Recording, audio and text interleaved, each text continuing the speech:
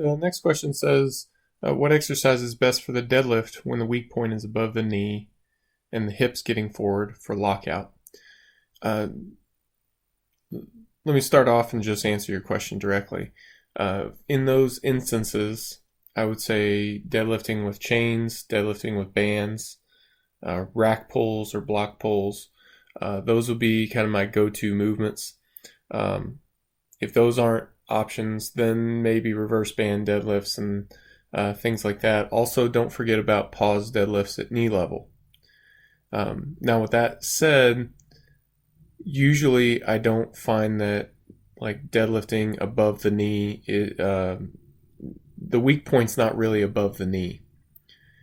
Usually, it seems as if the weak point is above the knee when you start off the floor really fast, and then the sticking point is somewhat above the knee, just those last, that last inch or two before lockout. Now, what happens in between there is that you have to lose all that bar speed. All that bar speed has to bleed off.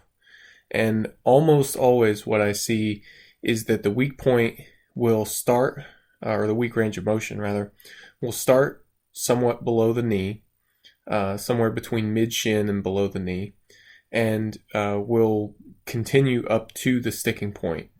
And the sticking point itself is generally a strong position when compared to the actual weak range of motion. So what I would recommend is that you find out what that weak range of motion actually is, and if you're not sure, you can send in a video and I'll analyze it for you. Find out what that weak range of motion actually is, and let's train that specifically. Now, exercises to train a weak range of motion that's, let's say, mid-range, between mid-shin and below the knee.